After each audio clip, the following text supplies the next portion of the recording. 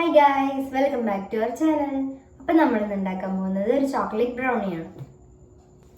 അപ്പം നമ്മൾ ബ്രൗണി ഉണ്ടാക്കാൻ വേണ്ടിയിട്ട് ഫസ്റ്റ് ചോക്ലേറ്റ് മെൽറ്റ് ചെയ്തെടുക്കുകയാണ്.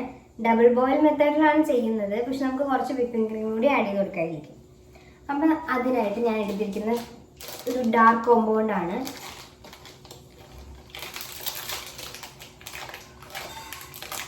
നമുക്കൊരു ഏകദേശം ഒരു 100 ഗ്രാം ചോക്ലേറ്റ് മതി.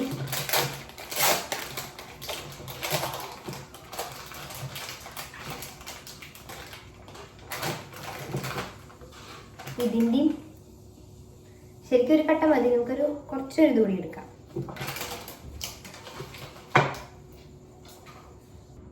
അപ്പം നമ്മൾ ചോക്ലേറ്റ് കട്ട് ചെയ്തെടുക്കുകയാണ്.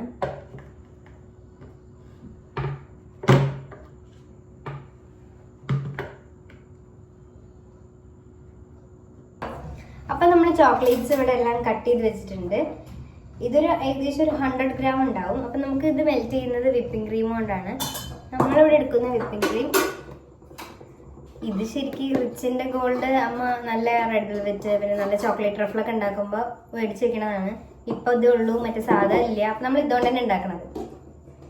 പിന്നെ അമ്മ ഇവിടെ ബാക്കിൽ വേറെ കുക്കിംഗ് ആണ്. അമ്മ ഇന്ന് ഫ്രൈഡ് റൈസ് ഉണ്ടാക്കുകയാണ്. അപ്പോൾ അതിൻ്റെ പരിപാടിയിലാണ്.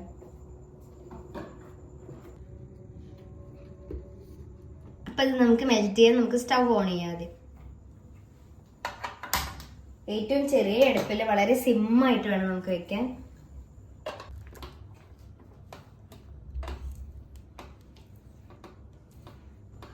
അപ്പോൾ ഇതാ ഈ ഒരു കൺസിസ്റ്റൻസിയിൽ എത്തണം. ഇതിൽ കട്ടകളൊന്നും ഇല്ല എന്ന് ഉറപ്പ് വരുത്തണം. എന്നിട്ട് നമുക്ക് സ്റ്റവ് ഓഫ് ചെയ്യാം.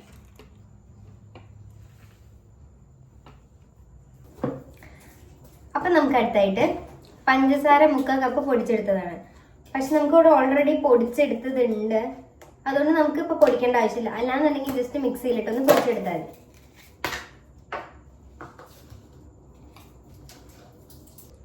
അപ്പോൾ ഇതാ കറക്റ്റ് എനിക്കിവിടെ 3/4 കപ്പ് കറക്റ്റ് ഉണ്ടായിരുന്നു. അപ്പം നമ്മൾ ഈ പൊടിച്ചു വെച്ച പഞ്ചസാര ഇപ്പം നമുക്കൊരു മിക്സി ജാറിലേക്ക് ഇട്ട് കൊടുക്കാം. ഇതിന് നമുക്ക് മുട്ടി വാനില എസൻസും കൂട്ടിയിട്ട് അടിച്ചെടുക്കാനാണ്. തൽക്കാലം ഇപ്പോൾ മാറ്റി വയ്ക്കാം. നമുക്ക് അതിന് മുന്നേ എന്താ മൈദയും ഫ്ലോർ പൊടികളൊക്കെ നമുക്ക് അരിച്ചെടുക്കാം.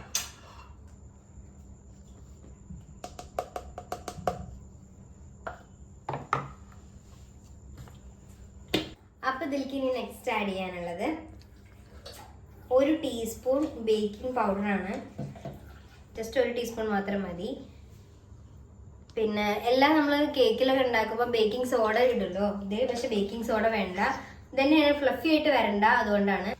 ഇനി നമുക്ക് നെക്സ്റ്റ് ആഡ് ചെയ്യാനുള്ളത് കൊക്കോ പൗഡറാണ്. ഇഷ്ടമുള്ള കൊക്കോ പൗഡർ എടുക്കാം.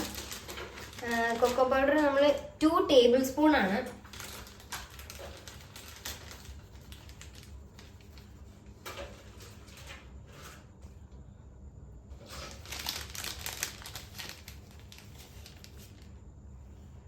നല്ലൊരു കളർ കിട്ടാനാണ്.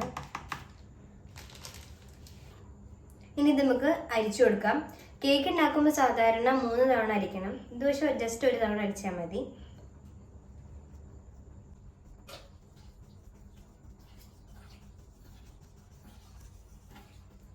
ബാക്കി ഇതാ കട്ടയായിട്ട് കിടക്കുന്ന ജസ്റ്റ് ഒന്നിങ്ങനെ സ്പൂണിൻ്റെ ബാക്ക് കൊണ്ടൊന്ന് ചെയ്തെടുക്കുക.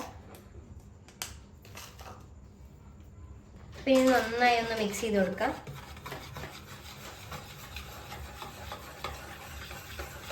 ജസ്റ്റ് എല്ലാ ഫ്ലോറും ഒന്ന് നല്ലോണം മിക്സ് ആവണം. അപ്പം ഇനി നമുക്കിത് ജസ്റ്റ് ഒന്ന് മാറ്റി വെക്കാം. ഇനി നമുക്ക് മിക്സിയിൽ അടിച്ചെടുക്കാനുള്ളതൊക്കെ ചെയ്യാം. ഇത് നമ്മളിപ്പോൾ നേരത്തെ ഷുഗർ പൗഡർ ആഡ് ചെയ്ത് കൊടുത്തിട്ടുണ്ടായിരുന്നതാണ്. ഇനി നമുക്കതിലേക്ക് 2 മുട്ടയാണ് ആഡ് ചെയ്ത് കൊടുക്കേണ്ടത്.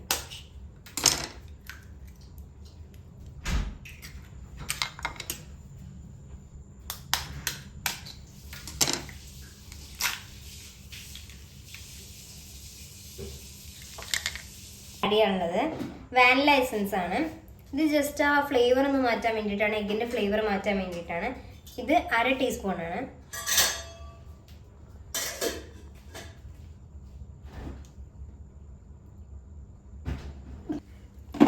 ഇത് നമുക്ക് വേണമെങ്കിൽ ബീറ്റ് ചെയ്തെടുക്കാം. നമ്മുടെ ബീറ്റർ ഉണ്ട്, പക്ഷെ നല്ല ഫ്ലഫി ആയി കിട്ടണ്ടാച്ചിട്ടാണ് നമ്മൾ മിക്സിയിൽ ബീറ്റ് ചെയ്യുന്നത്.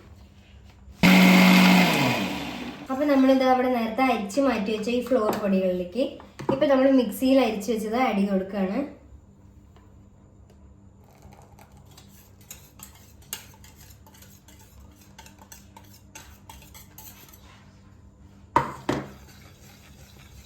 നന്നായി മിക്സ് ചെയ്ത് കൊടുക്കണം. കട്ടകൾ വരാണ്ട് മിക്സ് ചെയ്ത് കൊടുക്കാൻ ശ്രമിക്കുക. വെള്ളം കമ്മി പോലെ തോന്നില്ല. അപ്പോൾ നമുക്ക് എന്ത് ചെയ്യണം, നമുക്ക് നേരത്തെ മെൽറ്റ് ചെയ്ത് വെച്ച ചോക്ലേറ്റ് ഒന്ന് ആഡ് ചെയ്ത് കൊടുക്കണം.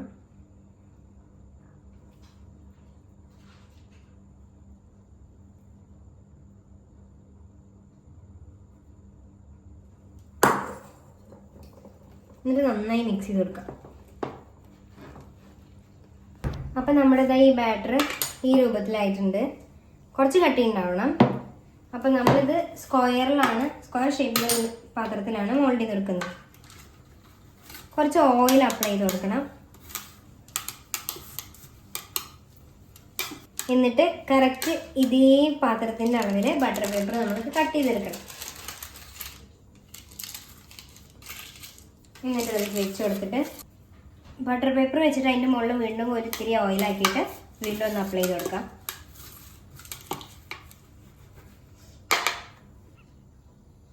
അപ്പം ഇനി നമുക്ക് ഈ ട്രെയിനിലേക്ക് ഒന്ന് ഒഴിച്ചു കൊടുക്കാം.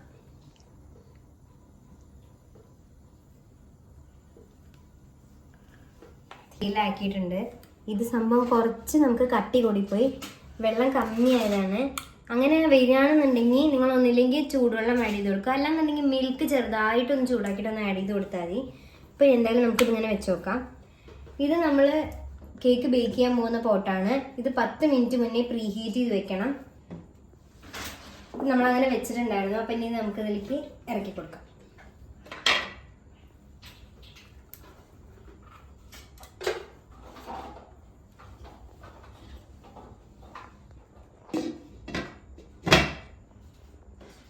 ഇതെന്തിനാ കയറ്റി വെക്കുന്നതെന്ന് വെച്ച് കഴിഞ്ഞാൽ ഒരു വെയിറ്റ് കയറ്റി വെക്കുകയാണ്. അപ്പം ഇനി നമുക്ക് വെയിറ്റ് ചെയ്യാം. അപ്പോൾ ഒരു 30 മിനിറ്റ്സ് ശേഷം 30 to 45 മിനിറ്റ്സോളം വെക്കേണ്ടി വന്നു. ബ്രൗണിക്ക് ഇത്തിരി വേവ് കൂടുതലാണ്.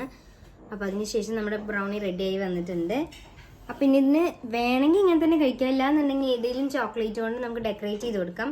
അപ്പോൾ നമ്മളിപ്പോൾ എടുത്തിരിക്കുന്നത് ഹെർഷീസിൻ്റെ സിറപ്പില്ലേ, അതാണ്. അതുകൊണ്ട് നമുക്ക് ഡെക്കറേറ്റ് ചെയ്ത് കൊടുക്കാം.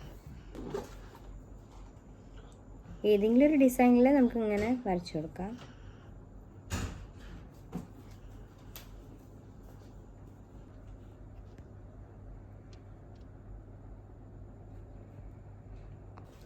അപ്പോൾ ഇതാ നമ്മുടെ ബ്രൗണി ആയതുപോലെ തന്നെ അമ്മയുടെ ഫ്രൈഡ് റൈസും ആയിരിക്കുകയാണ്. അപ്പോൾ അമ്മയുടെ ഫ്രൈഡ് റൈസ് ഇതായിട്ടുണ്ട്. നമുക്ക് നമ്മുടെ ഫ്രൈഡ് റൈസ് ഒന്ന് ടേസ്റ്റ് ചെയ്ത് നോക്കാം. ഇത് വേണ്ട കമൻറ്റ് ബിലോ റെസിപ്പി അയക്കാം.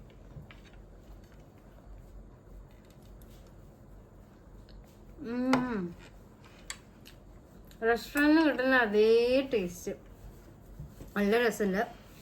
ഞങ്ങൾ സാധാരണ ഈ ചിക്കൻ മസാല അല്ലാണ്ട് സാധാ ചിക്കനായിട്ട് ഉണ്ടാക്കുക. ഇപ്രാവശ്യം ഒരു വെറൈറ്റിക്ക് മസാല പിടിച്ച് നോക്കിയതാണ്. അതിന് ടേസ്റ്റ് ഉണ്ട്. അപ്പോൾ അതിൻ്റെ റിസൾട്ട് അറിഞ്ഞു. അപ്പോൾ നമുക്ക് ഇതിൻ്റെ റിസൾട്ട് അറിയണ്ടേ. ഇത് ടേസ്റ്റ് ചെയ്ത് നോക്കാം. ബ്രൗണി ഇങ്ങനെ കട്ട് ചെയ്യല്ല, ഓരോ സ്ക്വയർ പീസാക്കിയിട്ട് നമുക്ക് കട്ട് ചെയ്ത് വെക്കണം.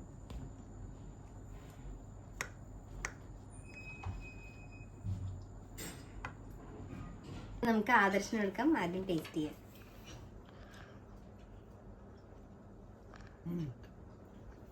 എങ്ങനെയുണ്ട്? നല്ല ടേസ്റ്റ്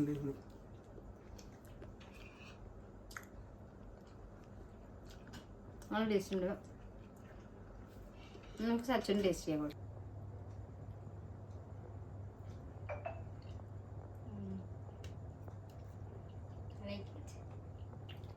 ഐസ്ക്രീം കൂടി മുകളിൽ വെച്ചാൽ ഇത് നല്ല കോമ്പിനേഷൻ എന്ന് പറയുന്നത് മുകളിൽ ഐസ്ക്രീം വെച്ച് കഴിക്കുകയാണ്.